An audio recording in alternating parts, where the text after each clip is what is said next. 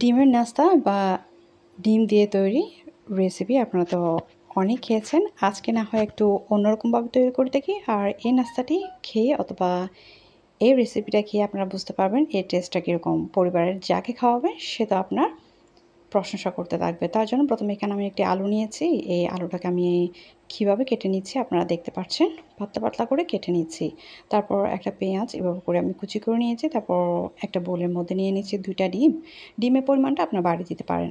তারপর দিয়ে দিচ্ছি স্বাদ মতো লবণ আর লাল মরিচের গুঁড়ো। ডিমটাকে প্রথমে একটু ফেটিয়ে নিয়েছি।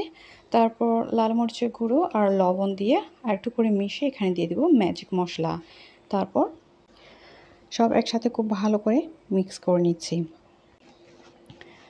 তারপর যখন একসাথে খুব ভালো করে মিক্স করে নেওয়া হয়ে যাবে, এটাকে আমি একপাশে রেখে দিচ্ছি। তারপর চুলায় আমি একটা ফ্রাই প্যান বসিয়ে তার মধ্যে তেল দিয়ে আমাদের সেই কেটে রাখা আলু আর পেঁয়াজ কুচি আমি তেলের মধ্যে দিয়ে কিছুটা ফ্রাই করে নিচ্ছি। যখন একটু ভাজা ভাজা টাইপের হয়ে আসবে ওই পর্যায়ে চুলা থেকে নামিয়ে নিচ্ছি।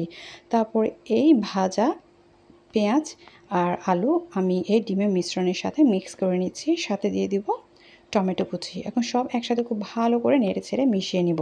তারপর চুলায় একই ফ্রাই প্যানের মধ্যে আমি আরও কিছুটা তেল দিয়ে, আপনার চাইলে তেল আর একটু কম দিতে পারেন, আবার যদি চান সেই আলু আর পেঁয়াজ ভাজা তেলের মধ্যেও করতে পারেন।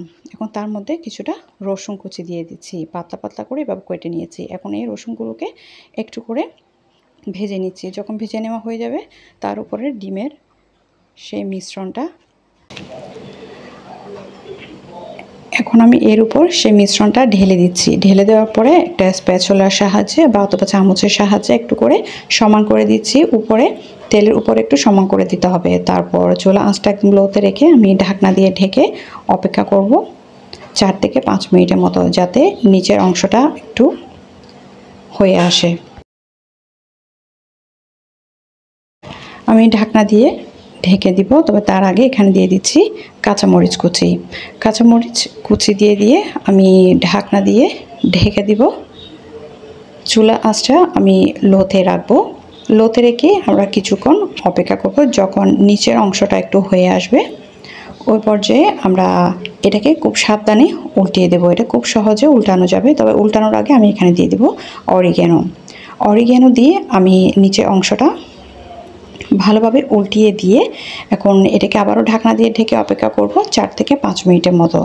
4 থেকে 5 মিনিট পর আমাদের এই রেসিপিটি একদম পুরোপুরি তৈরি হয়ে যাবে। আপনারা এটি ভাতের সাথেও খেতে পারেন, রুটি পরোটা যে কোনো কিছুর সাথে খেতে পারেন। এটা খেতে কিন্তু অসম্ভব মজা। আপনারা একবার তৈরি করে খেয়ে দেখলেই বুঝতে পারবেন। আশা করছি আমার আজকের রেসিপি আপনাদের খুবই ভালো লেগেছে।